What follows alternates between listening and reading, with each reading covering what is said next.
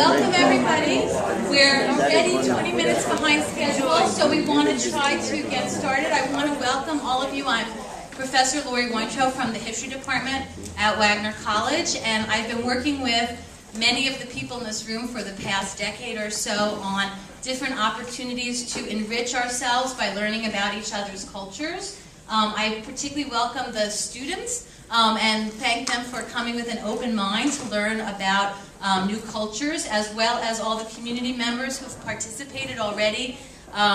We have, the food has been donated by a new restaurant on Forest Avenue named Sumac, and one of the owners is here.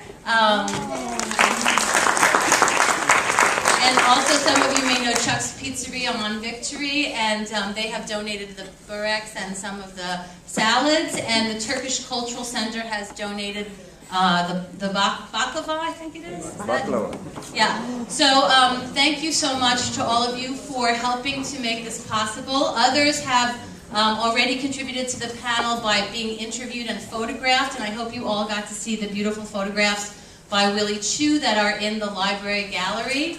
And I thank also Chris Moulay from COSI for both helping sponsor the event and also for doing some of the interviewing, bringing some of the art into the photography show, and also Ellen Navarra for helping from the Wagner Center for Intercultural Development for helping to bring some funding for the event to make it such a special project. Of course, it's the Muslim Student Association who did all this work running around today, collecting the food and meeting the community people and gathering their family photos, and a welcome to all the families of the students who are here tonight as well. Our program, you have our program. The highlight is going to be, well, there's so many highlights. We're going to, in a minute, I'm going to introduce the provost and the two students who are most responsible for this event. There'll then be some music, a leadership panel, a little more music, and then an award ceremony. So it's a very full and rich program. I hope you're able to stay and enjoy all of it, as well as the delicious food. I'm going to start by calling up our provost to make a few welcome remarks. Provost Lily McNair has been at Wagner only since this past summer, but it already feels like she's been here a very long time, because she's just brought so much energy to so many important projects, particularly this idea of diversifying the campus, lending an appreciation for all the different kinds of diversity in the community and the international aspects of that diversity, and really being a leader in terms of creating events like this and making it possible. So thank you so much. I'm also going to pass around a sign-in sheet if everyone would please sign in at some point in the evening. Thank you.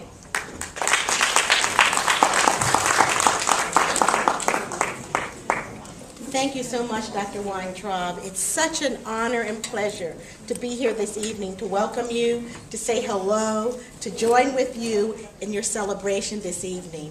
As I look at the title of our program, Muslim Americans of Staten Island, Leaders and Neighbors for 50 Years, I can't help but be struck by the wonderful way in which all of our communities are coming together tonight. So I'm seeing people from our community who are leaders, leaders from our campus community, neighbors throughout our community. And this is in reality what we are all about as residents and neighbors on Grimes Hill and throughout Staten Island. On Wagner, we talk a lot about, and we really embrace our commitment to civic engagement and working with our communities so that we can make this a better place for all. I feel like this is really a beautiful, exemplary example of that effort. I'm so grateful for our students who have taken such an important leadership role, and I thank you so much for bringing this important celebration to the fore today.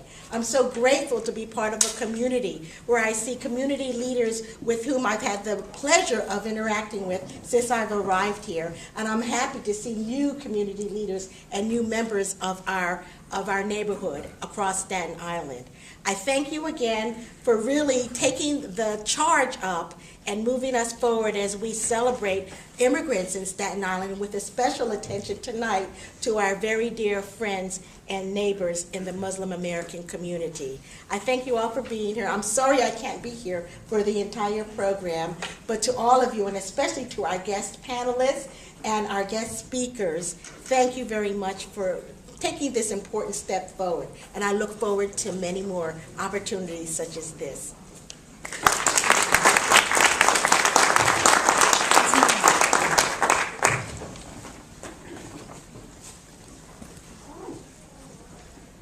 And now I'd like to call Noor Hussein and Zara Lone forward to lead us through most of the rest of the evening as two student leaders who've really made a difference on campus by helping to create this event. Hi guys, we're going to be your hosts. I'm Zara, this is Noor. First of all, I'd like to thank all you guys for coming. And thank all you guys for coming, even though you were forced to come because of class. Shout out. Special thanks to Ameena for being here. Thank you. Okay. Can you run that through? Yeah. Again, thank you so much for coming here to celebrate the very, very rich immigrant history of Staten Island, where we have so many people from so many different cultures around the world willing to share their cultures with each other. It's actually really beautiful, to me at least. I love learning about others' cultures, and I love that others are willing to let me into their world and learn about their culture. With this exhibit, Dr. Weintraub and I and the Muslim Student Association, we've been working on it for 4 to 5 months now, so it's been a long process of gathering these pictures and these amazing stories. And it's very important to me and to us in the Muslim Student Association and just in the community in general for us to see where we are now and then to see where our parents and our grandparents and our great-grandparents came from, and take their stories and their successes and sometimes failures and learn from them and implement them into our lives and make our lives right now successful. And I think we're doing well in being good, active members of our communities, and not just the Staten Island, the Wagner community, the New York City community. I mean, I'm a proud Brooklynite, so it's great for me to be repping Staten Island too, I guess. And yeah. We're going to run you guys through the program real quick, just so we all know what's going on. I hope you guys went to the library and checked out the exhibit, because that was something that we were actually very proud of. There are some pictures up here. If you didn't have a chance to go over to the library, you can look at them. I'm sorry there are no captions, but I think the pictures speak for themselves. If you guys didn't go to the library, though, please go. It's really nice. Yeah, it's nice. We worked hard. We have like little paintings and artifacts and things like that. It's nice. Okay, so that was how we started off. We're going to have a musical performance by yours truly, Ameena Ghaffar-Kucher. Okay, which you guys are going to love, trust me. And then we're going to have a panel discussion. I kind of invite all you guys out. Anybody who has questions, especially questions that are more controversial that you don't want to ask those, because we will answer them for you. And I hope like everybody came in here with an open mind and an open heart. That's how we're taking this as well, with an open mind and an open heart. If you guys are kind of scared, to say something because it's not politically correct, or, again, I invite you guys again to say, whatever you guys have to say. We'll do our best to clarify anything that there may be misconceptions about. And the chair of the panel will be Ameena Ghaffar-Kucher. And she's a faculty member and associate director of the International Education Development Program at the University of Pennsylvania's Graduate School of Education. And she's just done such amazing research with the Pakistani youth of New York City, with the working class youths actually from working class family. And she's been in Pakistan for a couple weeks recently, working with a U.S. grant, doing work teaching Pakistani teachers there how to get more involved with their students. And just helping bring some more culture into everyone's life. Also, she knows about the youth. Like, there's this huge controversy about Pakistani, like, first generation, and then there's people who actually came here from abroad, like my parents, for instance. Shout out to Mr. and Mrs. Lone. So there's actually a massive difference, and I think why I'm actually happy to have Miss Kucher here, Ghaffar-Kucher. Sorry, can you just say it for me? I don't want to. My students just call me Dr. Ameena. So Dr. Ameena. Dr. Ameena. That's good. Okay, so I'm really happy to have Dr. Ameena here because I feel like she can understand both sides of it, you know, a little bit better. And it's like, for us, when we're being bratty teenage kids because we want to be completely American and we're not happy about the way that our Muslim parents do things, I feel like you can help us find common ground.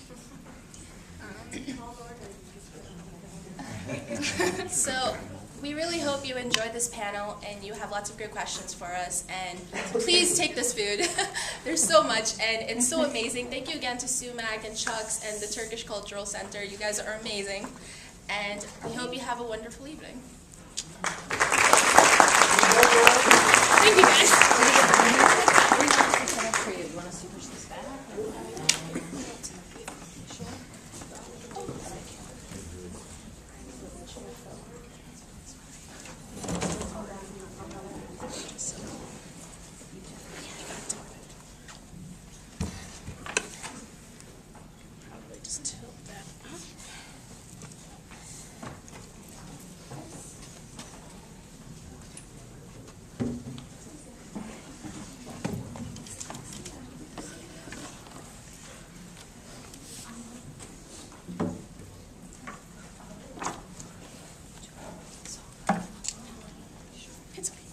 Hello, everyone. Hi. Nice to see you all. Hello.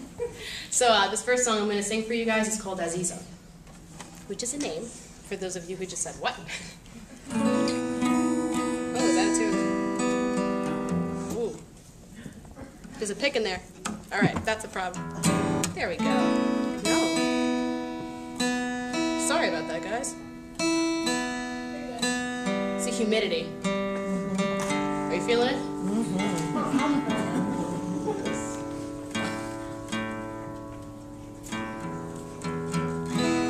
There we go.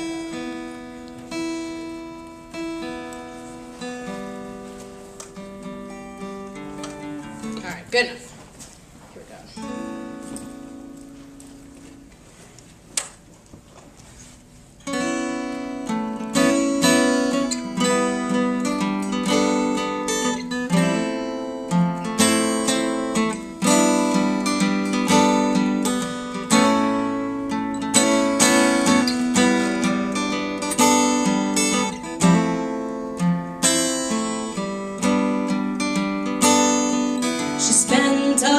Days with her head in the books, never cared much to agonize over her looks, but the boys would all whisper, emotion and stare. All the girls would just mutter that it wasn't fair.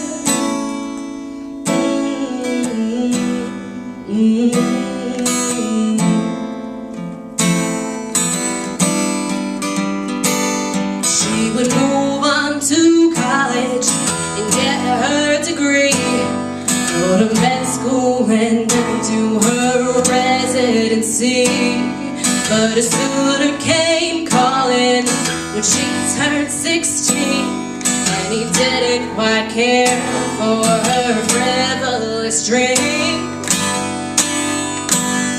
He said women are made to make ends meet. You need a hard work and a husband like me. Yeah, Aziza, yeah, habibi, I'll pay you to belong to me.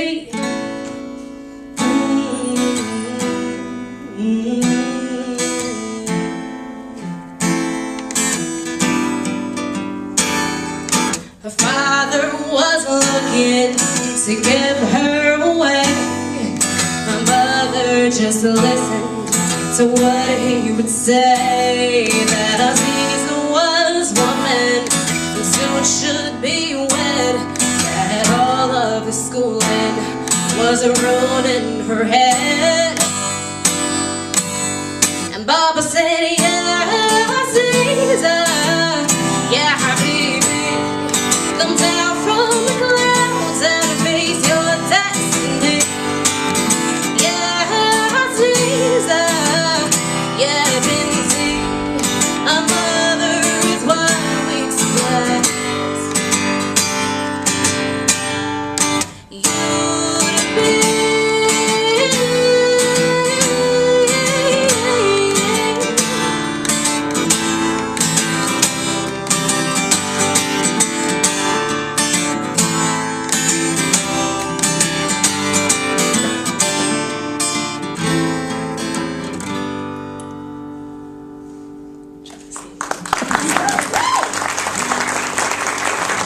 Someone painted her hands and he gave her a ring. The women started to dance and they started to sing.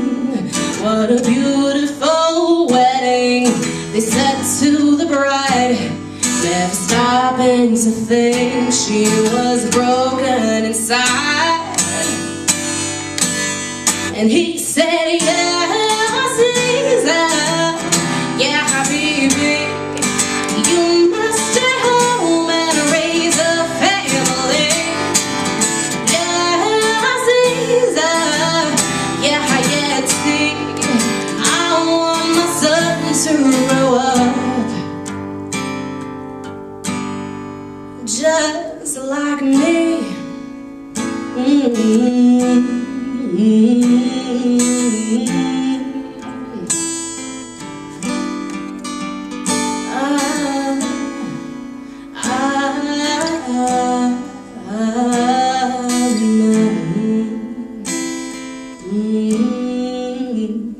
Thank you, guys.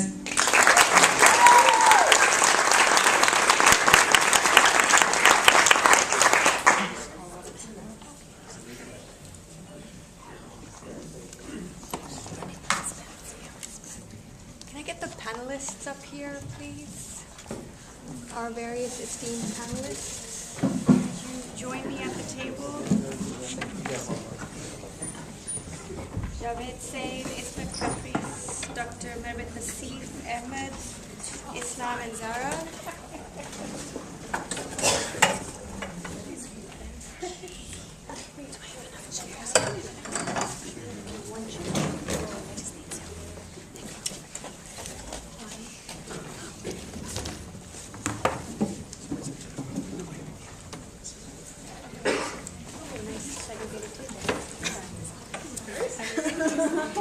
I say, man, you have people on all sides. I think we'll be okay. I think we're okay. Hello. Can you hear me? Can everybody hear me? No. Okay. Well, maybe we do need that microphone. We put this forward. Hello. Can you hear me? No? Still not. Is it mic check 1, 2? Is it off? Hello? Oh, it's not. Okay, sorry. I just need to. You take it out. Oh, you take it out. Just. Assalamu alaikum. Good evening. My name is Ameena Ghaffar-Kucher, and I'm delighted to be here today to participate in these festivities around the 9th Annual New York City Immigration Heritage Week. And I'd like to thank the organizers, especially Professor Lori Weintraub, for inviting me to be part of this day. The theme for this year's celebration is Muslim Americans of Staten Island, leaders, families, and neighbors. And most of you have already seen the lovely photo exhibit featuring Lily Chu's beautiful pictures of Staten Island residents and business owners who happen to be Muslim, which was a real inspiration behind this year's theme. And the organizers have put together a wonderfully diverse panel here that includes Americans of Albanian, Egyptian, Pakistani, Palestinian, Sierra Leonean heritage. And again, the common denominator here is that all of these individuals are leaders in the community, and they're also all Muslim. So I myself am Pakistani and Muslim and a self-proclaimed New Yorker. I'm working on the American citizenship bit. Although I work in Philadelphia, I've been living in the New York area for the last 12 years, and my recent research has been with Pakistani immigrant youth in New York City. And I spent a couple of years conducting this research with Pakistani American high schoolers, in which I was exploring these youths' socialization practices and also their school experiences. And one of the more interesting findings from this research was the ways in which these young people were viewed by teachers, by peers, by members of the larger community as Muslim, and all of their other identities were sort of ignored or suppressed. For example, their identity as a Pakistani. So they would be seen as Muslim and nothing more. And at the same time, the youth themselves would be playing into this as well, and were identifying themselves as Muslim rather than anything else, including American. And there was a sense that they couldn't claim their Muslim and American identities. This was somewhat of a troubling finding, that young people did not have a sense of belonging to the United States. So that's what makes opportunities like these so important, because they allow us to both celebrate our heritage and diversity, but also to take time to reflect on these issues of citizenship and belonging that the youth in my research struggled with. And so these gatherings provide the time and the space to think about where we've come from and where we're heading. And I'm looking forward to the conversation that's to come. I have no doubt that the speakers will inspire many of the young people in our audience today. And at the risk of stating facts that are already well known to many of you here, I think it's worth reflecting a little bit on Staten Island's vibrant immigrant history. For the longest time, it's been home to primarily Italian immigrants. In fact, it continues to be the county with the largest percentage of Italian Americans in the United States. But over the last 2 decades, we've seen a very significant shift in the borough's demographics. In fact, in the 1990s, it was the fastest growing of all New York State counties, and much of this growth has come from immigrants. So while Brooklyn continues to be the feeder county to Staten Island, with 59% of immigrants coming from there, increasingly we're seeing immigrants coming directly to Staten Island. And this, of course, is shaking things up a bit. Things are changing, and change sometimes makes people nervous. In the last 5 years or so, a large part of this immigrant influx has included immigrants who are Muslim, among other things, as reflected by our panelists today. In fact, anecdotal statistics suggest that the Muslim population of Staten Island has tripled in the last 4 or 5 years, and that there are now 35,000 Muslims settled in Staten Island out of a population of about 500,000 Staten Islanders. Now, perhaps the only reason why these figures of Muslim immigration are worthy of comment is because of the current socio-political milieu within which we live. Since September 11th, Muslims around the world, and certainly in the United States, have come under increasing scrutiny, and unfortunately, much of the attention has been negative, and there have been many incidents of discrimination and bigotry. Sadly, this is not a new story in US immigration history. 150 years ago, it was the Italians who were discriminated against for their education, ethnicity, and their religion. This all sounds quite familiar when we think about the kinds of issues that Muslim Americans experience today. And I use this term Muslim American somewhat cautiously, because what such a term does is lump all Muslims together, and in doing so, it overlooks the differences and nuances within Muslims, of which there are many, and which again I think we'll see through our panel today. So today we are shining a spotlight on the immigrant experience in Staten Island, specifically on those who are Muslim, a diverse group that has grown exponentially over the past few years in a sometimes unfriendly socio-political environment. Again, this is both a time to celebrate and showcase how immigrants have positively affected Staten Island and New York City's economic and cultural development, but also an opportunity to pause and reflect. So we'll begin with each panelist briefly introducing themselves. I prepared some questions for the panelists, and then after the introductions, we'll go into those, and then we'll open the questions from the audience. So perhaps you can start. Please introduce yourself and tell us what brought you to Staten Island and what keeps you here. And then we'll go down the line. Okay, so, yeah. Good evening again. My name is Ahmed. Last name is Kargbo. Born and raised from Sierra Leone, West Africa. And again, I was born and raised from a Muslim family. I was in the military here in the United States for a couple of years, and I retired, came back to Staten Island. One of the motivators that brought me here is because we have a larger community of Sierra Leoneans here. And as history will tell, a lot of people got to know about Sierra Leone through the movie Blood Diamond. And we had a lot of atrocities in my country over the last couple of decades. You know, it's apparent because there are a lot of finger pointing, the responsibilities of everybody. Everybody's not taking responsibility for what happens instead of finger pointing each other. So we find it necessary that as Sierra Leoneans, we need to come together and again be one people as we are back home.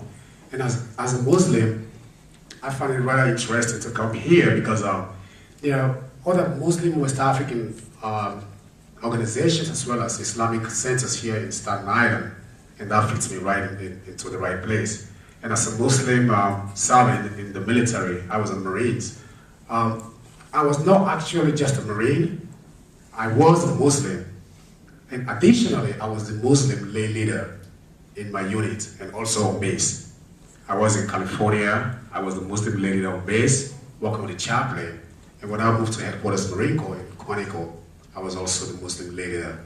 I had a 3-story building to worship and for Muslim literature. When September 11 happened, it was a kind of weird experience because a lot of people looking at me as he's a terrorist and one of us. And again, to me, I always identify myself not only as a West African, but a Muslim. And my identity as a Muslim, it's more prevalent than even being a black. But again, because of who I am and what I believe in, and I profess it, I worship it. And I keep tabs with the embassies from the different Middle Eastern countries.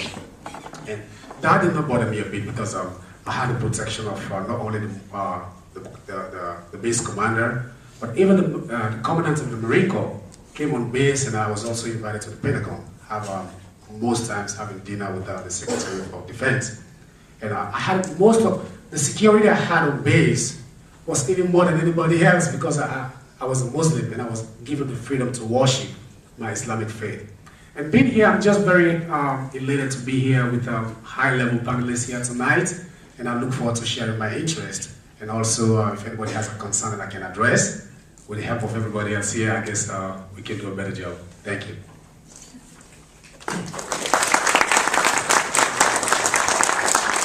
Good evening, everybody.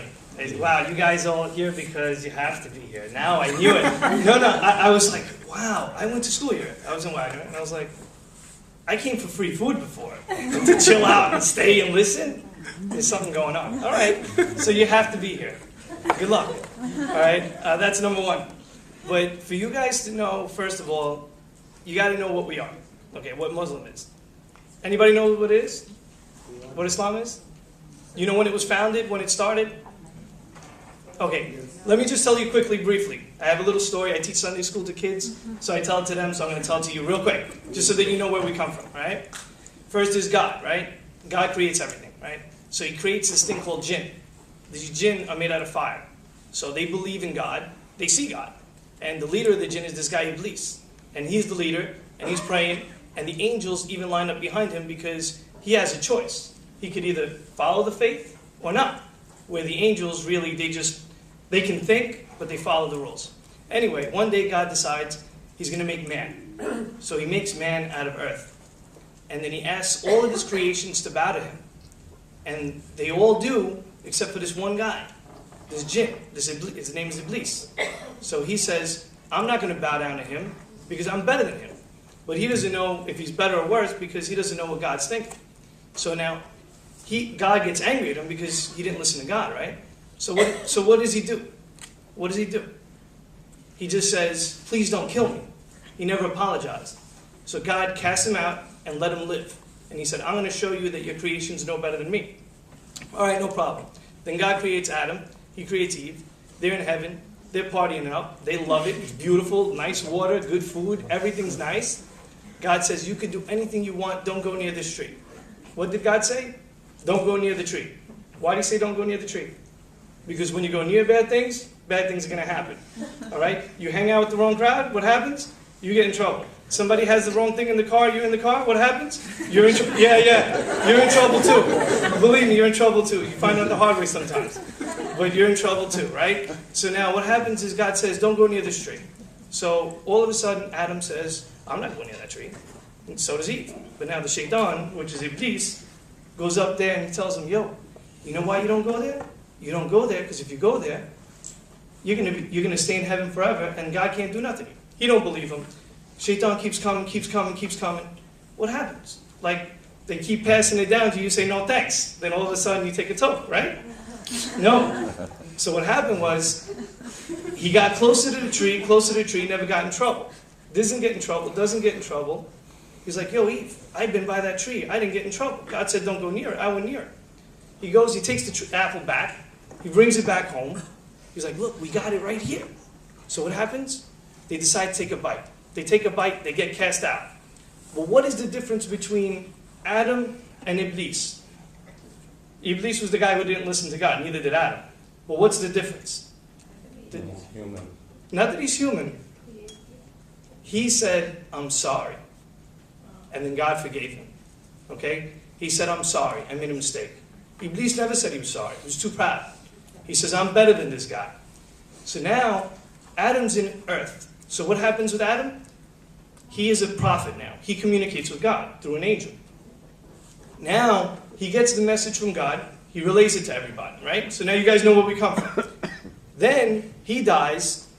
Other people come because people need prophets. They need the word of God because they forget it. What happens? Give me a telephone, you say one thing, what happens 20 years later? It's something else. God sends another message, another one. Fine. We believe in all those messengers, and we all believe they said the same thing. They all said the same thing because God doesn't say different things to different people. Then you have Moses, we believe in Moses. Then you got Jesus, we believe in Jesus. The only difference with Jesus, we believe Mary was a virgin, and that we believe that he was the son of Mary. Okay, and he was a prophet, perfect, no sins, good guy. And then we believe Muhammad came afterward. But they all had the same message. So now you know who we are. Okay, so these are Muslim ideas. Believe in Jesus, believe in Moses, believe in all the prophets. Last thing I'm going to tell you before I pass it along is a nice story I hear. Not story, it's a hadith. It's about this guy Abraham. He's another prophet. He liked to break his fast, right? So every time he fasted, he'd like to invite a friend over, or anybody. So he saw an old man walking down the street. He says, sir, would you like to have dinner with me? He was like, sure, free dinner, I'm like you guys. Free dinner, I'm there, right? So they come down, they're like, free dinner, I'm chill out. So he goes, all right, say in the name of God, we're about to eat. The guy's like, whoa, in the name of God. Yo, bro, I don't believe in God. So now Abraham gets upset. He says, get out of here. He cast him out. Now he realizes he made a mistake because God sends a message to him. What was the mistake he made? God says to him, see that old man over there? I nourished him for 80 years. Let's say he's about 80 years old. I gave him food. I gave him sustenance. I gave him life. I gave him a good everything. And you can't give him one dinner? So Islam is about loving one another. I know what you see in the news and what you believe in the media and all that stuff. That's not what it's all about. That's all politics. All right? What Islam is about is the people in this room. We love you. I love the stranger outside. I don't care who you are. God created you. And this is why people stress differences in religion. I'm going the opposite way. Religions are here to help people love each other.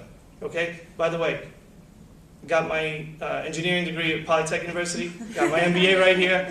I own a business on Staten Island. I'm first generation here. I was born in 74. My family came in 71. Probably didn't speak English because my family didn't speak English. But I'm here, and I don't feel no different. I'm not different than you, and you're not different than me. We all want the same thing. And whether you love me or not, I love you. You know why? Because I love Allah. And God told me to love everybody. So that's why I love you. And that's why I'm here tonight.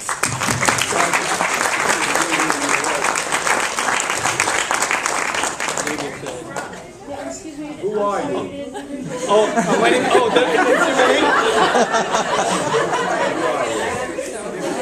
well, you share my daughter's name. My daughter's name is Ameena.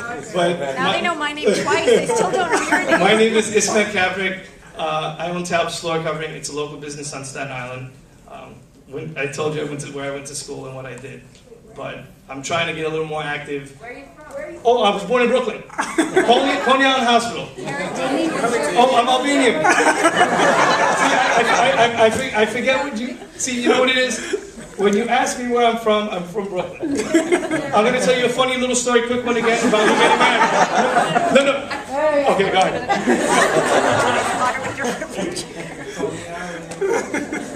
My name is Jawaid Syed. Bismillahirrahmanirrahim, ladies and gentlemen, and our distinguished guests. Good evening and assalamu alaikum. It is a huge honor for me to be here tonight on this panel among such great economic and cultural leaders, as well as the future economic and cultural leaders of tomorrow. I'm extremely grateful to Wagner College for organizing an event which helps showcase Muslim American professionals and leaders that have impacted our community in such positive ways. I would especially like to thank Professor Laurie Weintraub for personally inviting me to speak. By profession, I am the Chief Executive Officer of a multi-unit franchise company that owns 30 plus Burger King and Popeye's chicken restaurants in the New York metropolitan area. At least that's what my business card says. I'm also trustee and general secretary of Muslim Panelist of Staten Island. It's the largest Pakistani Muslim mosque in Staten Island. I'm also a civic director of Pakistan Culture and Civic Association of Staten Island. But who I am really is a Pakistani Muslim American whose journey to this country is probably similar to that of many other American immigrants who came before me, during and after. I was born in Lahore, Pakistan in the 50s. Anyone who may know about South Asian history can testify that those were the first years of the partition between India and Pakistan. I just so happened to live in the region of Punjab, which was hit the hardest in terms of warfare, displacement, and poverty. My family and I were in the center of all the chaos that my country was facing in the beginning of its independence.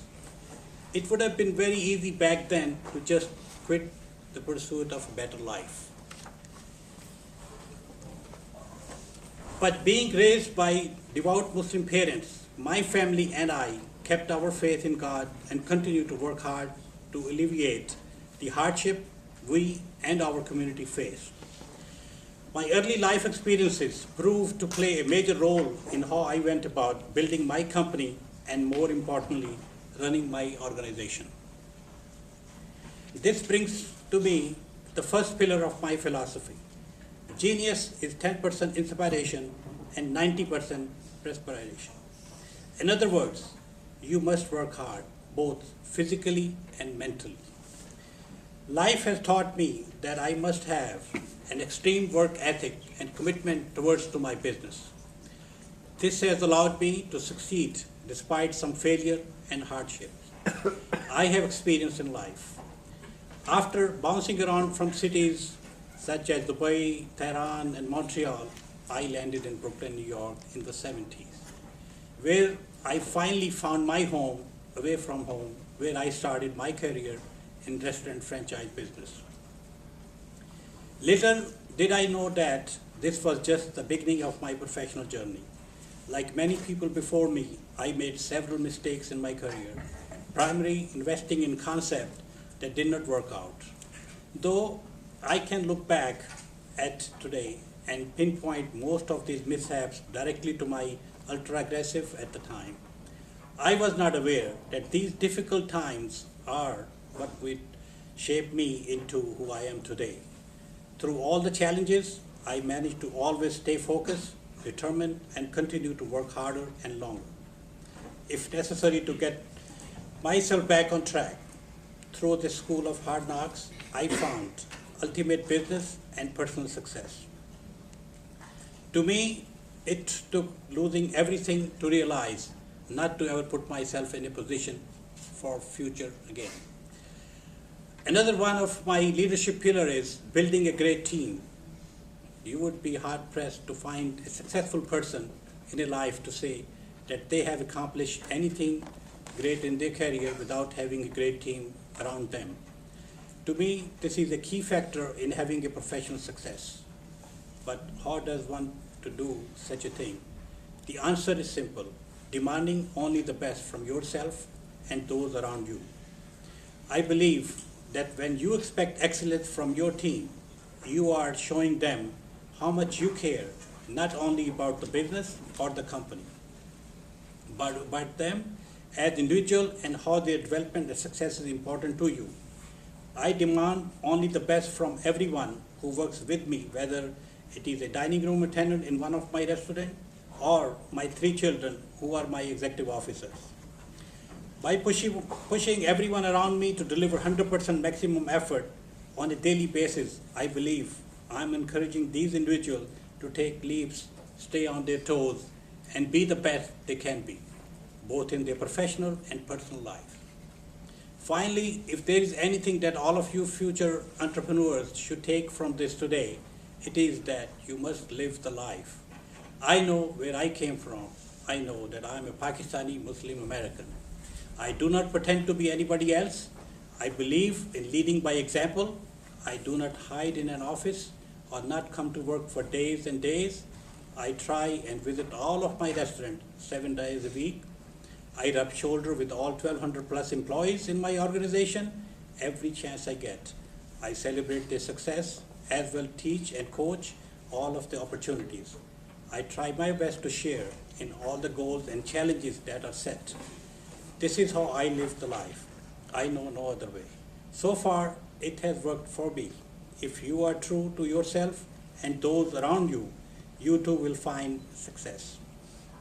On that note, I would like to thank the audience for listening to my story, to Wagner College for allowing me this great opportunity, and to the fellow my panel mates for all your inspiring tales. Best of luck to all of you. God bless you, and God bless America.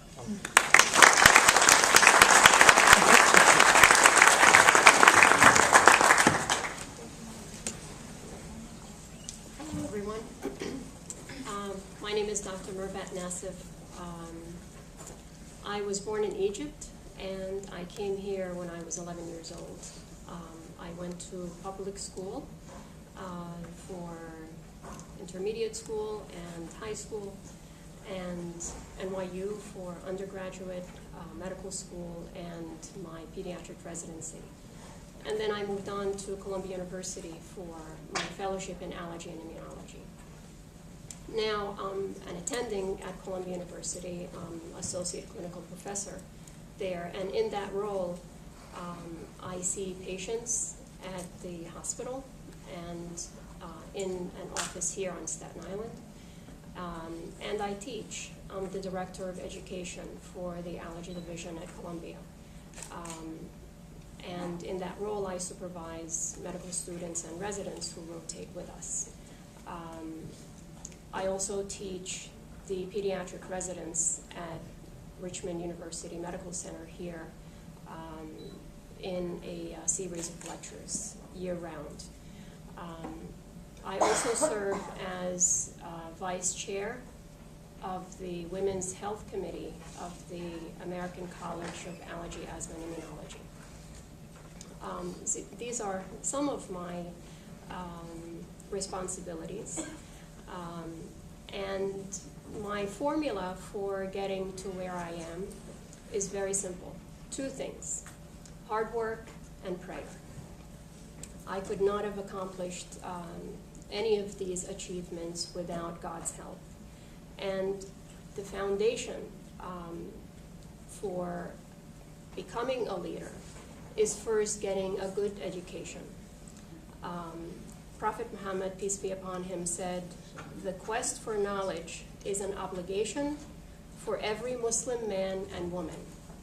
The notion that Muslim women are oppressed or not educated is a misconception that we must dispel.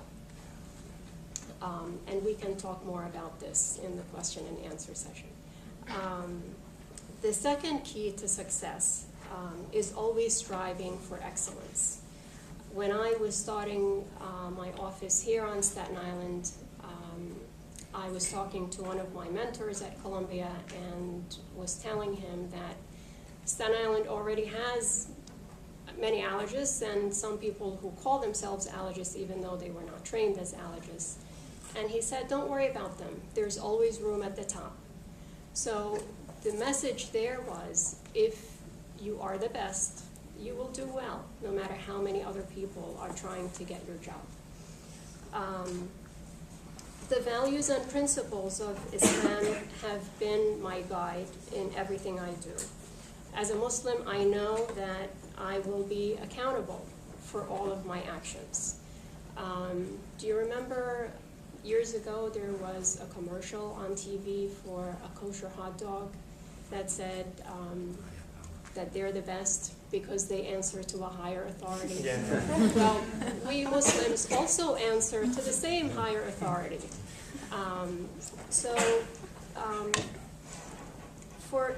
For example, even if my patient doesn't know any better, I will do my best to give that patient the best care that they can get, because I know that I will be accountable for how I treat them. And I think that that sense of responsibility and accountability that Islam teaches us makes us better at anything that we want to do, no matter what field you go into. I know I was only given 3 to 4 minutes to talk, so I tried to stay to that time limit, and we'll talk more during the questions and answers.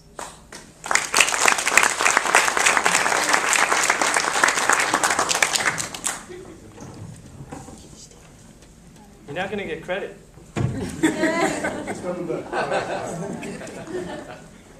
Hi guys, my name is Allan. I'm 18 years old. I go to the College of Staten Island. I was born and raised in Brooklyn, of course, but I moved to Staten Island around 5th grade. I went to public school all my life. Maybe 1 year I went to private school. I hated it, so got out of that. But what? Someone asked. Okay.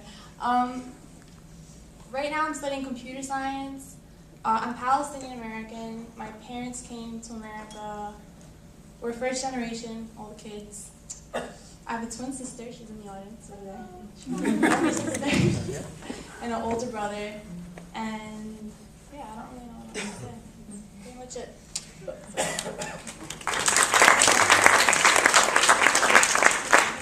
Hi guys, my name is Zara Lone. I know a lot of you guys out here. What's up? Feel popular now, you know. My family's Pakistani American. I too am first generation.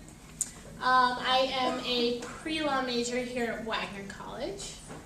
I hope to major in like international affairs or something. I was probably going to change. I'm a sophomore right now, so I have time.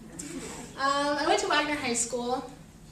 I know a lot of other people in here did too. So, and I did a lot of conflict resolution, peer mediation programs, and worked with the United Nations and the Building Bridges organization to mediate like workshops to kind of bring people together, and you know, kind of what we're doing here.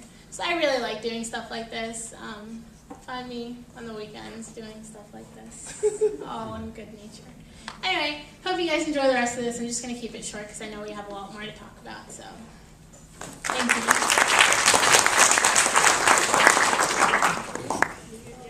So I'm just going to start with a couple of questions, but then we'll turn to the audience as well. But my first question for the panel is that this term Muslim is quite broad, and as is for any religious affiliated group. So, for example, within the Christians, you have diversity even with Catholics and Protestants, and even within Catholics, you have Roman Catholics and Irish Catholics, for example. So my question is, has post-9/11 America caused you to see yourself as part of this Muslim community, whereas perhaps on September 10th, 2001, you did not? Just curious to know about how things have changed. Anybody? Can you repeat the question? Okay, so the question is, has post-9/11 America caused you to see yourself as part of a Muslim community, whereas perhaps prior to September 11th, so on September 10th, let's say, 2001, you did not see yourself, that this wasn't such a draw for you? Well, I'll be honest. It was a lot easier for me than a lot of other people. The reason being, I'm white. So a lot of people don't know that I'm Muslim. However, doesn't change the fact that I am Muslim and that I pray 5 times a day. And my mother can easily be identified as being Muslim. So that question would be better for my mom than for myself. But my mother did tell me that she did go through a little bit at that time. People, funny looks, I also went on a school trip, not with you guys, but with another class last year, or this year. We went to the Freedom Tower. And we went to the Freedom Tower, and they had hijabs on. And the guys working on the site gave them funny looks. And it's like, dude, some crazy people did some crazy stuff. And these are just good kids. And it has nothing to do with that. And this is what is going to be hard to communicate to people. You got a lot of crazy people out there. If you identify all the people with that, you can. Because it's America, you can do whatever you want. Why we're here tonight is so that you guys get to know a little about, that's why I try to tell you where we come from, what we think about. The only way to break this is for Muslim people to do the right thing. So if you have a friend, you see how they act, how they behave. Because I could sit here and talk to you till I'm blue in the face, and you'd be like, what'd he say? Because you're here for a class, and you're getting credit for this, whatever this is. But hopefully you guys get the credit, but you get to meet some people, and you see, hey, they're all right. Everybody's a little different, but that's okay too. Because I see the kids with the tattoos on their neck and their face. But you know what? I learned not to judge as much, because everybody's got their own way. This is our way. But have I seen anything different? Not for me. But for other people, maybe. Maybe you, brother. For me personally, I guess being Muslim is a way of life, and I live it. So it didn't matter at all to me. What matters was being in the uniform and then challenged by the orders of the uniform. It was a little challenging, but at the same token, being Muslim, I was more free during the events of September 11 because my privacy was even secured more than before. And again, I identify myself more, and I see a lot of my fellow, Sierra Leoneans especially. Most of them are Muslims, they don't pray. But after September 11, we have houses of worship, and I see a lot of them coming to worship. So the only difference is we have more Muslims after September 11 than before. And to me, my way of life still continues, which is being Muslim. Somebody else want to? Well, September 11th for me was a devastating event. And I think that it's very important for everyone to understand that we were hurt by it just as much as everyone else, in fact, even more, because of the backlash that we got as a result. But as a crime and a devastation, it was just as hurtful to us as anyone. And the greatest support that I got after September 11th was actually from my patients, some of whom were there. So it was the people who knew me as a person who were very supportive and were able to separate me as a person from terrorists. The people that I was afraid of were the people who did not know me and could not make that differentiation. Unfortunately, there are people who can't or who don't because they haven't had a personal experience with a Muslim.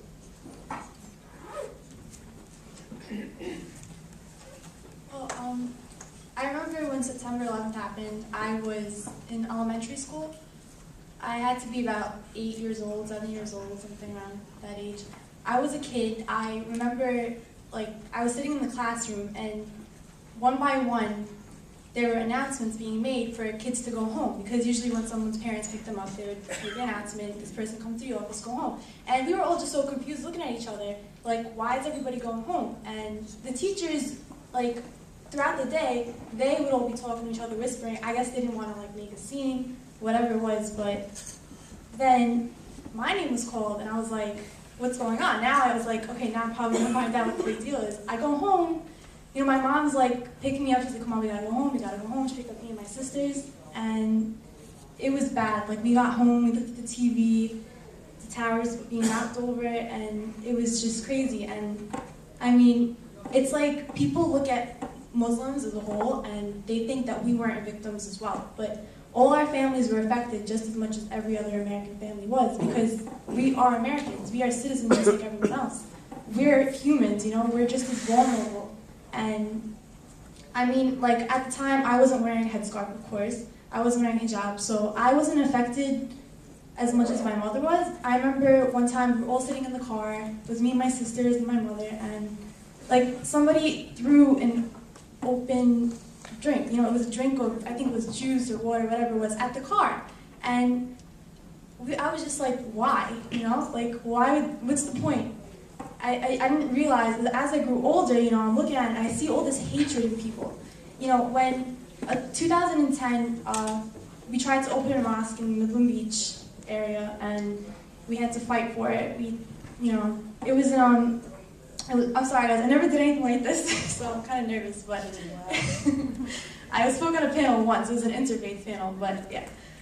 Anyway, so it was actually me and Zara. So this is our story. We went to Wagner High School together. I was a junior, she was a senior. She came up to me in the hallway and she told me that they were trying to establish a Muslim community center in Midland Beach, and there was a vacant church. And that neighborhood was not for it. They were not going for it. Well, the majority of the neighborhood was. And they held town meetings against it. You know, they did not want it there. And, you know, Zara came up to me and she was just like, we have to fight this, because if there's a vacant area and, you know, it's so convenient for all the Muslims to be going, because there's not many, you know, mosques in Staten Island, and compared to the number of Muslims that are on Staten Island, we need more. And it was such a convenient area, and we thought, you know, we're gonna start something. So we started with, you know, we had to come up with something that everyone had in common, a way to reach out to people. So what better than Facebook? We started a like page, support the new mosque in Staten Island. And the number of followers we got was amazing. Amazing. It was like phenomenal. And I mean, do you want to go on with the story? Because you know, Thank you, Izzy. Just going off of that, I'm going to tell you guys something that Izzy kind of left out. One of the most important things as related to 9/11. When we actually went to this town hall meeting in Midland Beach, something really interesting happened that I thought was just, it kind of, you know, confused me. As soon as we walked in and everything, the place was packed out. Like, imagine a room like this with maybe 100 or 200 people in there. It was really very closely packed out. A lot of people couldn't even get in. So a guy actually came in a military uniform, and he walked in, and he had just gone back from Iraq. And as soon as he walked in, nobody knew who he was, nobody knew anything about him, but he got a standing ovation in a room full of 200 people. He got a standing ovation. And he didn't say anything. The standing ovation lasted about 5 minutes, you know, in its entirety.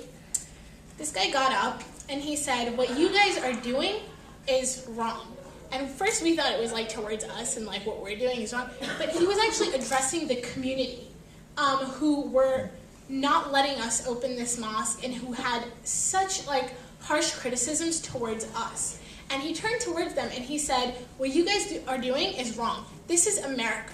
We can practice any religion that we want to. And as soon as he said that, he got booed out of the room. They threw him out. The same 200 people who had just given him a standing ovation told him to get out, and they didn't want to see him. They didn't want him part of any other town hall meetings. They didn't want him anywhere. And I was appalled, honestly.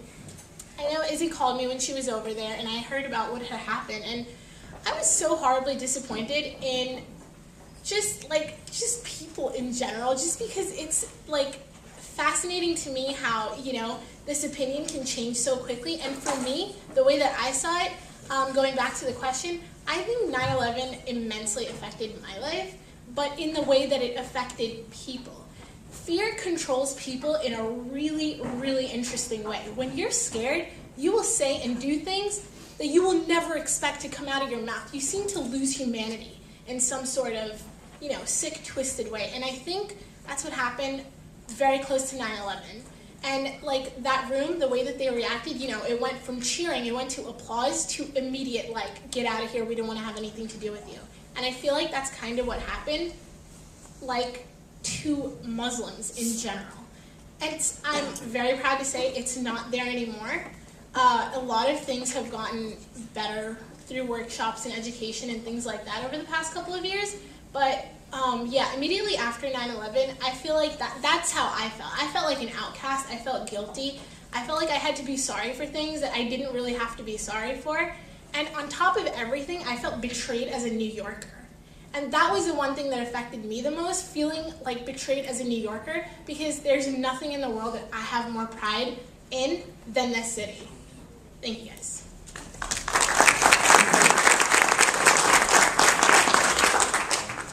I'm liberal Muslim. My wife, my daughter, they don't wear hijab. I'm in people's business, and I also belong to Muslim Americans of Staten Island. I have not, either our community person or members have experienced any problems. Matter of fact, my business has been doubled since 9/11. So we have no regrets, no complaints. I think there's a lot of diversity amongst Muslims, both class-based and the way you practice religion and things. So that's another question that we can certainly have. But we only have a few more minutes. I have tons more questions, but I also want to give the audience a chance. So I think we have a chance for maybe 2 or 3 questions, and we'll kind of move on with the program. So are there any questions from anybody in the audience? Any student? Yeah? Okay. So, can you state your name as well? Rather than to ask a question, could I add to what was being discussed here in terms of perspective to your question? Our name is Syed Muzaffar, Staten Island. Dr. Ameena asked us a question regarding what were we on 10th of September and how did we feel on 11th of September as Muslims. On 10th of September, we were first generation American Pakistani citizens. The religion equation did not come into play in us being citizens of the United States. As the reality of this terrorist attack sat in, the religion equation started to play a role in us being a citizen, which was absent before. So we started to look at ourselves as Pakistani Muslim Americans. And that added something new, not only in relationship to us meeting other citizens, but also among ourselves. Why did that happen? I guess was as American media and fellow American citizens started to classify this act not as a terrorist act, but as an act conducted by Muslims, which was a wrong perspective. If American fellow citizens had looked at this attack as just a terrorist attack, then that equation wouldn't have played. But what was the impact? What happened after that, as years passed, the identification of us as Muslims grew. People started to find a way to identify themselves. So we saw an influx, an increase in the membership of mosques. People started to come more. And like Sarah and her associate has said here, our younger generation started to transform themselves because the more they were taunted, they became more into them being Muslims. So we have seen our younger generation, which was not identifying itself as American Muslims, started to do that. Not necessarily that it had a negative impact, but that equation has started to play. So, thank you. Thank you very much. I do have a follow-up question based on what you just said, and I'll just come to you in a second.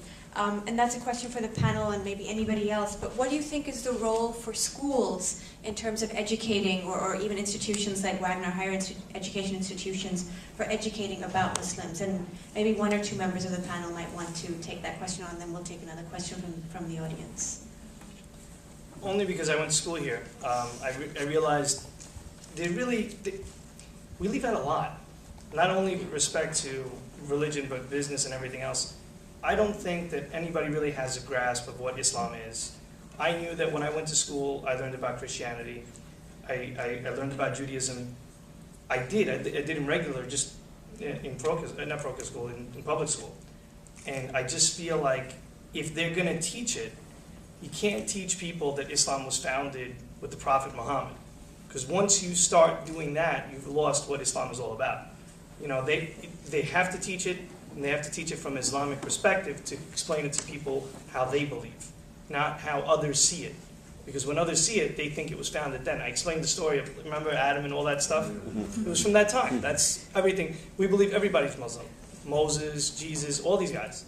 So if they explained it in that perspective, I think people would identify. I'm not saying for people to become Muslim or not become Muslim. It's just to understand each other, we have to understand where we came from. I love understanding about Judaism. I love understanding about Catholicism or Christianity because I believe it brings us closer. But when people don't know about us and they only know what's on TV, we're limited. But if they're going to teach it, they have to teach it from the correct perspective. I think programs like this one are an excellent start, and I really commend you on putting this together. When my kids were in elementary school, I took the time to go into the school during Ramadan and talk to each class, and I was very fortunate that the principal of the school was very receptive to this. And she would bring each class in the school, I spoke to the entire school over several days, to the library, and I would explain to them about Islam.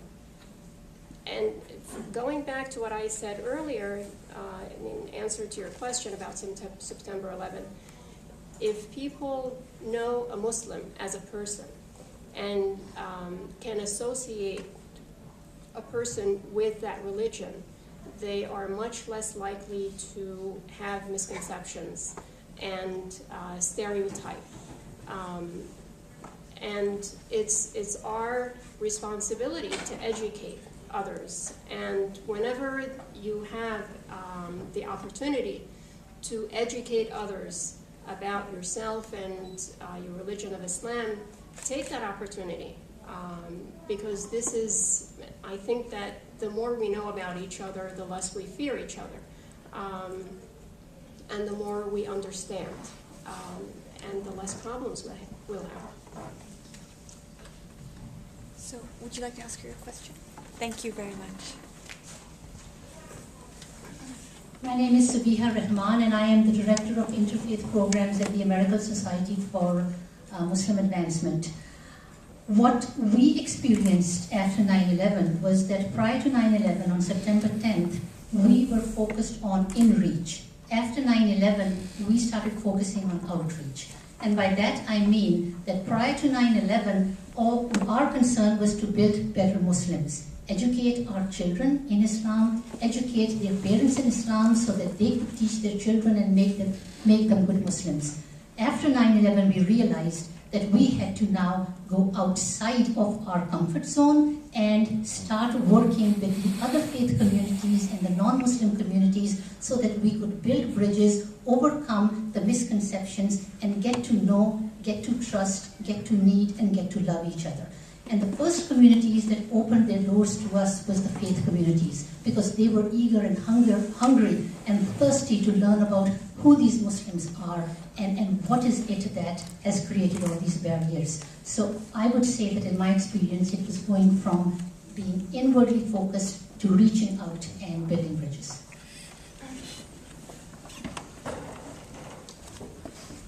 We have another question from the audience. I think we have time for maybe one more. Yeah.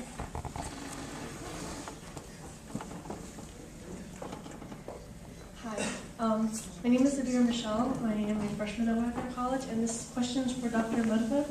I wanted to know, when did you put on the hijab, and did you ever feel like it acted as an impediment on, like, during the whole process to where you became now? Congratulations on your success.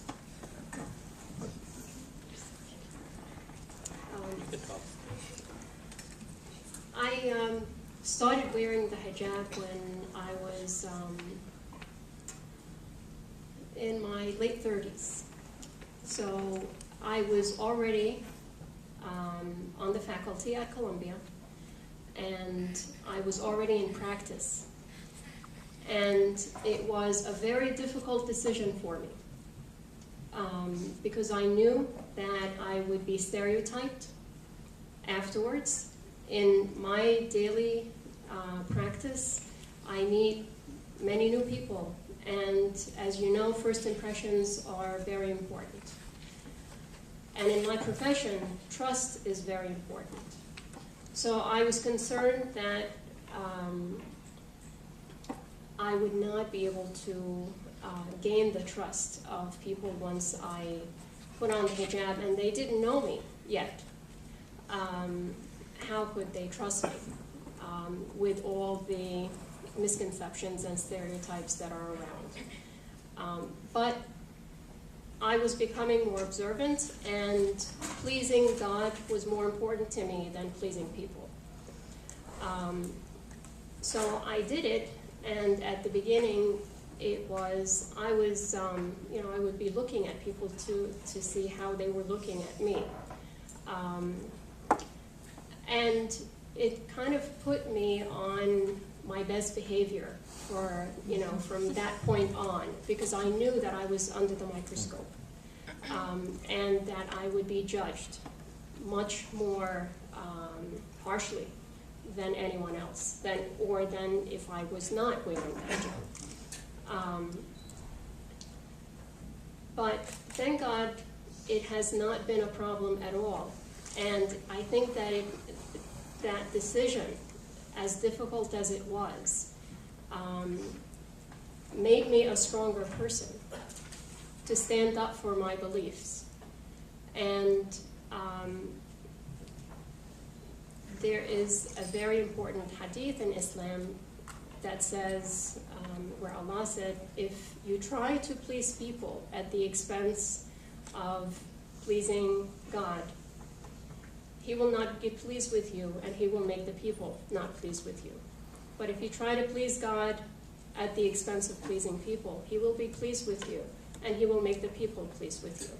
So I believed in that, and it not only made me a stronger person, I think that it made me a better person, because I was always very conscious of the values and the principles of Islam that I wanted to live by, not just outwardly, but inwardly. And after that, my practice grew. I was promoted from assistant to associate clinical professor, and many other good things happened, thank God. What I encourage all of you to do is to stand by your principles. If you know that you're right and what you believe in is right, stay by it and stand by it, and don't let your fear of how others view you dissuade you from standing by it. Islam teaches us good things, and it makes us better people in many ways. So don't be afraid to be a Muslim. Just another question. I'm really sorry, but we are running out of time, so I would like to give another person a quick opportunity to give a quick question, and then she's right behind you. I just wanted to follow up to that question, because I'm not a Muslim, and I didn't grow up in the U.S., so for me it was very different to meet Muslims and everything. But I had a very good friend who was from Kazakhstan, and one day I remember she was telling me that she was not harassed, I guess bullied or something, she was Muslim, and she was harassed by other girls that were Muslim and were wearing the hijabs, and she was, basically being discriminated against because she wasn't. And because she wasn't covering her hair? Yeah, she wasn't covering her hair. Right. And I guess, she also wore a short skirt or something like that. And I didn't know how to support her or what I should have said to her. And I'm curious as to what you think, as an outsider, as an outsider, what should be our roles? I mean, I at the time I wasn't even as educated as I am now, I guess, and I'm still not as educated at all about the Muslim faith. So, I mean, just I would like to know what you think about how outsiders should react in terms of, you know, this type of discrimination. You mean discrimination against women who don't cover? Well, it's wrong. It's wrong. You know, everyone has free choice, and I choose to cover my hair. I have no right to judge anyone else, whether they are Muslim or non-Muslim. It's not up to me. That's up to God.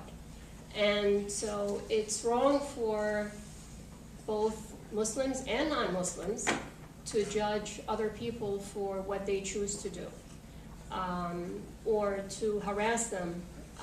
You know, they have free choice. Now, I would not have wanted someone to harass me before I decided to cover my hair.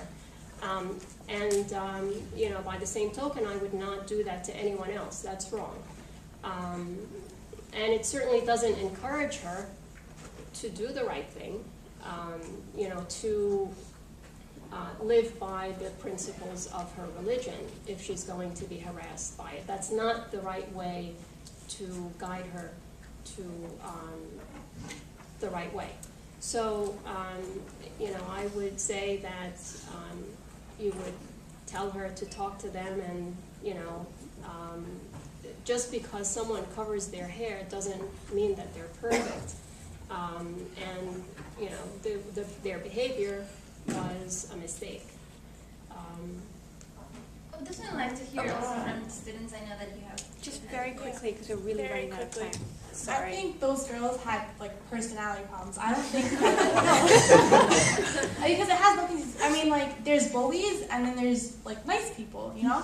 And those girls, I don't think had anything to do with religion or wearing the headscarf. I think those girls were just mean girls. And I mean, as an outsider, you should have just, you know, like reacted how any friend would help a friend. You know, you would tell her to walk away from it or just stay strong or ignore it because they're just bullies, you know? But I mean, like, generally, that normally doesn't happen. I mean, like that does, like, my little sister, I mean, okay, for example, me and my sister, my twin sister, we wore the hijab it was the first day of 8th grade, we wore it together. My younger sister, now she's in 10th grade and she doesn't wear it. You know, my family isn't pressuring her. They're not, you know, we're not telling her, oh, why don't you wear the hijab, you know, because she's not ready to wear it. And if you're not ready to wear it, you shouldn't, you know, that's not the way that Islam wants, you know, we're not trying to oppress our women. We're trying to, like, especially, it depends on what kind of family you have at the same time, like what kind of traditions they follow, because some families, they do force it upon their daughters. And I'm not saying it's right or wrong, because it's just something that a religion, the religion, it makes obligatory, as any other religion makes something obligatory, you know, like the way, you know, you're not supposed to, for example, you can't steal, you can't kill, you know, you can't not wear hijab, you have to wear hijab. But I mean, like today's society, it's hard because you see, like, a lot of girls don't wear it, but that doesn't give those girls an excuse to be bullying this girl that doesn't wear the hijab, because if she's not ready to wear it, she doesn't have to wear it. It's between her and God. It's not between us, because we're not perfect. God is the only one that's perfect, and nobody has the right to judge anyone else, whether it's about hijab or anything at all. Okay, so we really are out of time, but I just wanted us to end with everybody in the panel just very quickly just saying, what does being American mean to you? Just very quickly. I know. Being American to me means being a little bit of everything.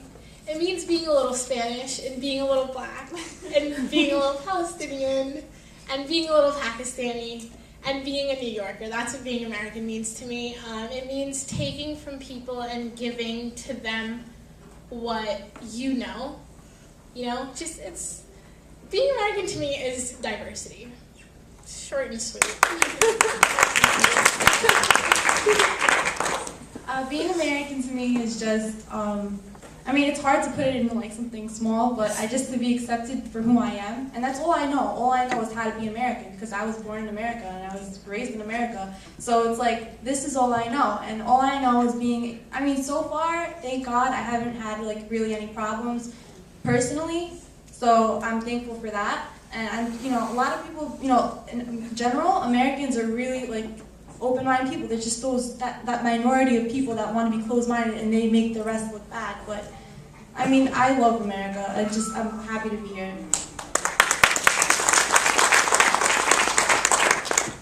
I would not choose to live anywhere else. And I think that what makes us good Muslims makes us good Americans. The values of Islam make us good citizens, good neighbors, good friends. And I hope that that will be seen in the future.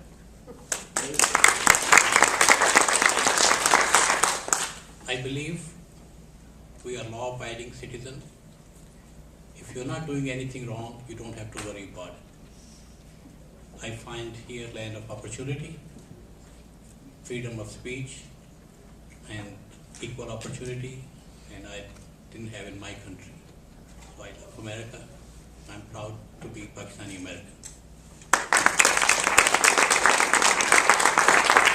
Believe it or not, America means to me the only Islamic country in the world right now. And the reason why I say that is because it's true. Because it's true, and the other Islamic countries have lost their way. And this is why we are in this situation. And because we've lost our way, we're not really practicing Islam in Saudi Arabia and all these other countries, because we're not allowing people to even vote. We have dictatorships, and that's not Islamic. So to me, this is the only Islamic country. I'm glad to be here. I wouldn't be anywhere else. And it's the only Islamic country, Jewish state, Christian state, because everybody has equal rights. And that is what religion is all about. And this is why I love America. Thank you. Being American to me is diversity. And once you hear, it teaches you tolerance. And with tolerance, you can get along with almost anybody else. And we need to practice it and preach it to other people so we all can be able to sit here again next year. Thank you. Thank you to all the panelists, and thank you to the audience for your wonderful questions. I think the conversation can continue after this because I believe there is some food left over. But before we get to that, we have one more song, and then we have a little award ceremony. So where is our? We can just hang out here because it's just easier. I hope it's not as depressing as the other one. I feel so bad for that. No. I feel so bad for that. Come on. I love that song. I have a better one. All right, let's get a better one. Are you gonna sing Grace? Oh, I wasn't gonna sing it today. Something sweet, something nice. No, I'm gonna sing. I need a tabla player for that. I need. Okay. Okay. So I actually want to go off what you were saying about how America is the only Islamic country. I wrote this song actually for the revolutions that are happening in the Middle East. My father is from Egypt, and I wrote this during the Egyptian revolution last year. So this is a song for all the countries that are fighting for their freedom. It's called Change This Place, because that's what I think you should do.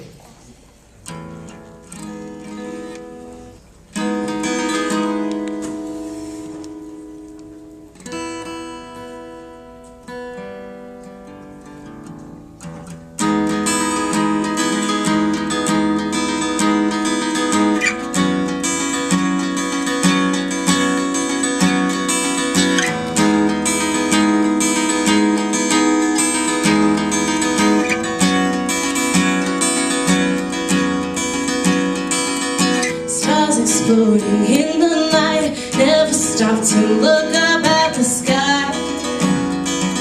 See if a will grow wings to fly. Many never visualize change occurring in their lifetimes.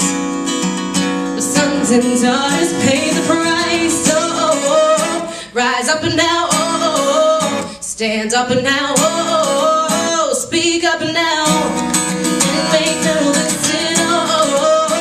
Sing hell now, oh, shout out now, oh, you know how to change this place up.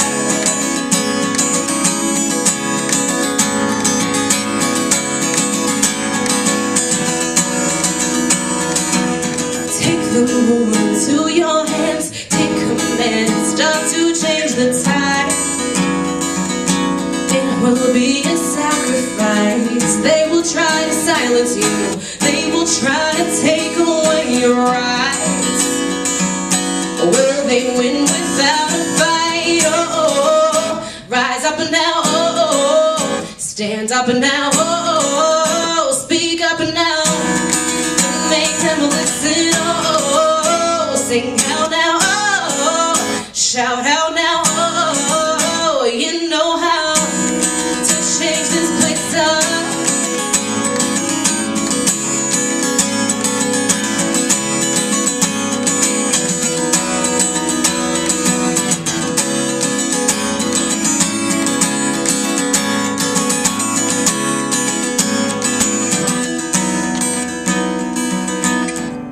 Society's yours is yours, society's yours to defy. It is yours to defy. The world is yours, is yours. The world is yours to revolutionize. Yours to revolutionize. Oh, rise up and now, oh, stand up and now, oh, speak up and now. Sing out now, oh, shout out now, oh, you know how to change this place up.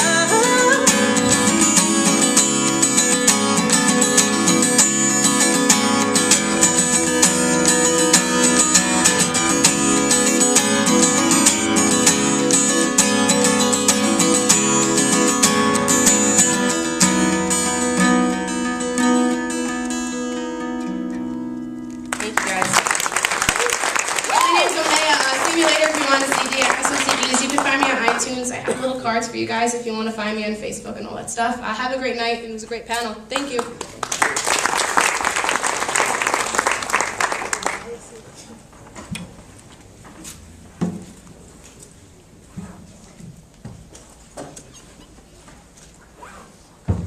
Good afternoon, good evening, everybody. My name is Gonzalo Mercado. I'm representing the Staten Island Immigrants Council here today. And as we all know, it's Immigrant Heritage Week, starting today all this week in the city of New York. And there are many, many events, including a movie on Wednesday night at Snug Harbor that talks about how diverse immigrants helped the town of Shelbyville in Tennessee.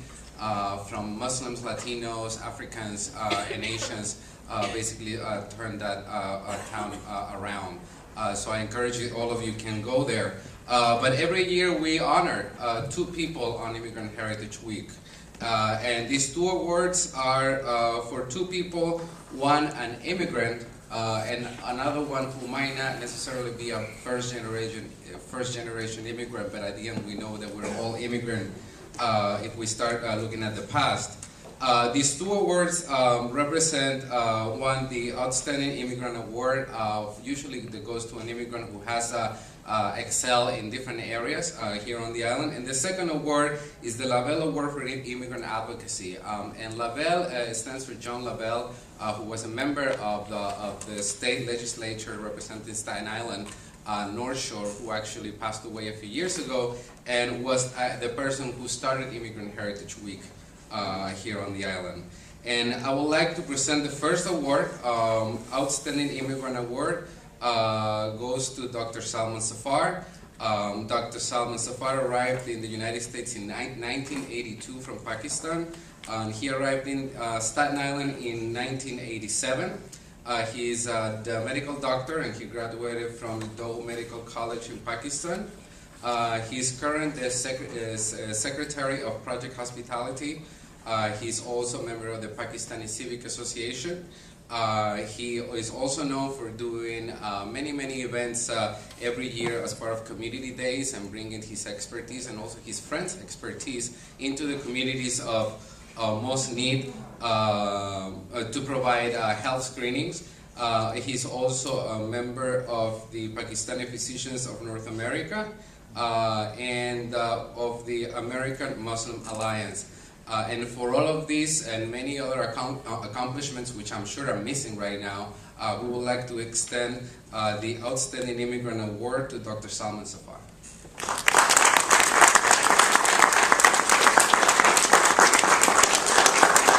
We invite him to say a few words.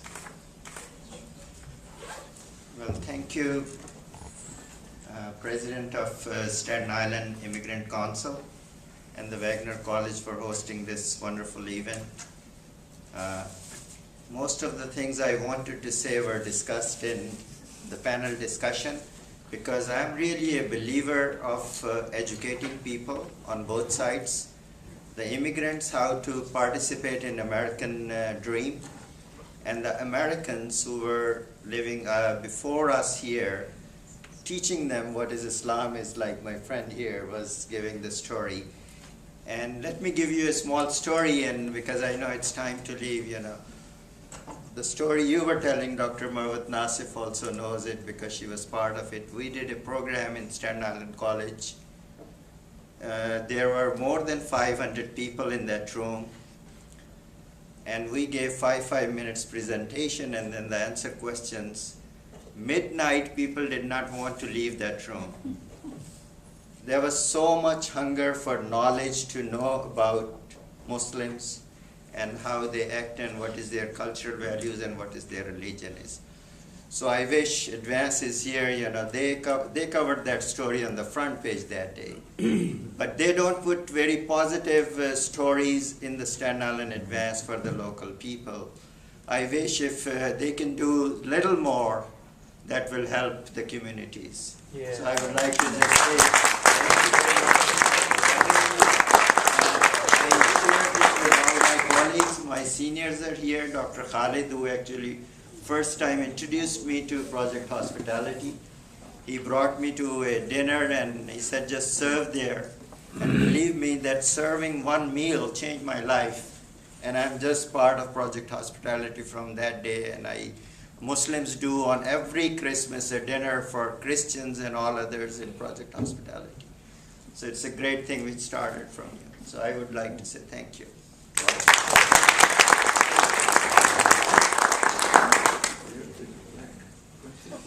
Picture, we are in a picture. Just hold it just a bit. Thank you. Thank you. Our second award, the Lavelle Award for Immigrant Advocacy, goes to Eugene Prisco, or Gene Prisco as most of us know him. Eugene is a community leader for many, many years on Staten Island. He was an educator for 33 years. He was also a member of the Staten Island Board of Education.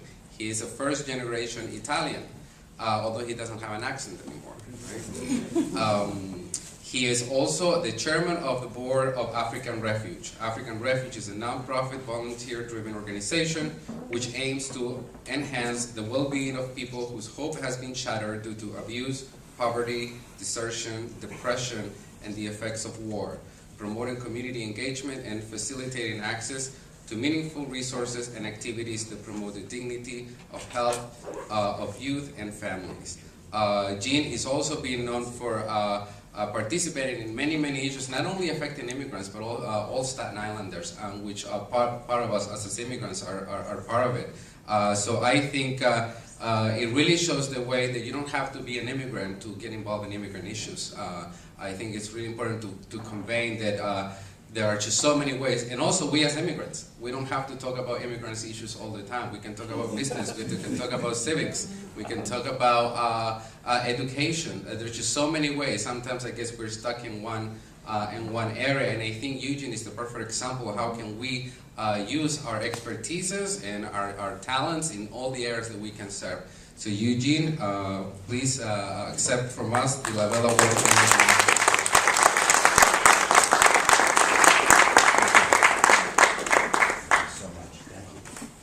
Thank you. Good evening. I'm going to keep this short. It's warm and people are tired.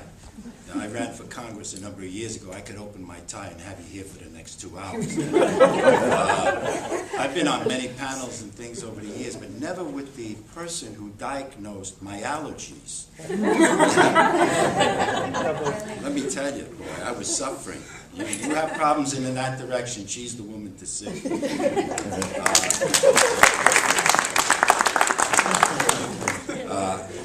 Primarily my work in the immigrant community is as the chairman of the Board of African Refuge, and there are really two things that enable African Refuge to do the work it does.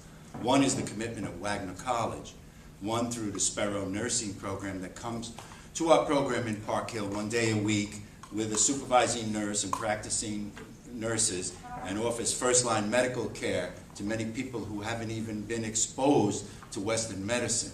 And secondly, we have 10 to 12 student volunteers who come Wednesdays, Thursdays, and Fridays in our after-school program. Without that kind of help, African Refuge would not be able, on our small budget, to offer the services to members of the diaspora, whether they're from Sierra Leone.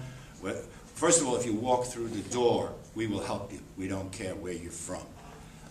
The other thing is I have a wonderful board. They're not people who collect resumes. They're not interested in going to big dinners.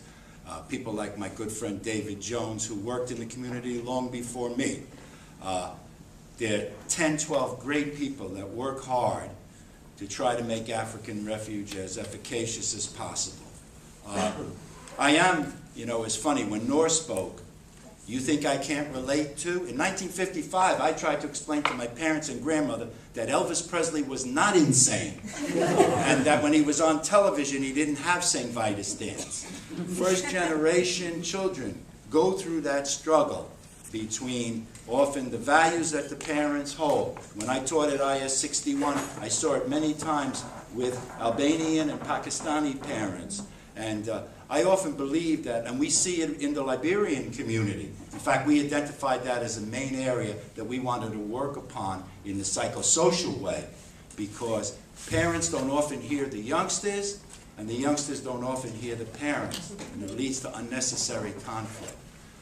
One last thing is, I try to remind, my parents came from Italy. I try to remind some of my cousins who've done well in this country what it was like. I sometimes quote them the speech in the Senate given that Italians are the flotsam of the Mediterranean, that we are scum, and that when there were terrorist acts by some anarchists who were Italian, not Sacco and Vanzetti, who I believe in my deepest part were innocent, we were all under the Palmer raids cast under one aspersion. And I try to remind those cousins of mine whom I love that it wasn't that long ago that our people went through that same thing. And we have to keep that in mind. And on Staten Island, yes, it's true, we're a big Italian-American community. My daughter won a full ride to Vanderbilt. And you know what she heard when she was there? Gabrielle, is your father in the mafia? No, my father's a teacher. I thought all your eye ties be in the mafia like Tony Soprani. All right? So when we get outside our comfort zone, as we said, and go elsewhere in the Midwest and elsewhere, we run into some of that ourselves. All right? But this board, the people here, both in the professional and academic world, we must continue to work hard on Staten Island to make it the kind of community we want. Yes, here on the North Shore, we have the first gay elected official in Matthew Tatone. We have Debbie Rowe. But we have to work to change the whole island. We have to bring that message. All right? I'm honored, as I said to Gonzalo the other night, criticism and praise, one should always look from whence it comes. And it's my respect for the Immigrant Council that makes this so meaningful to me. And I want to thank you from the deepest part of my heart. Thank you.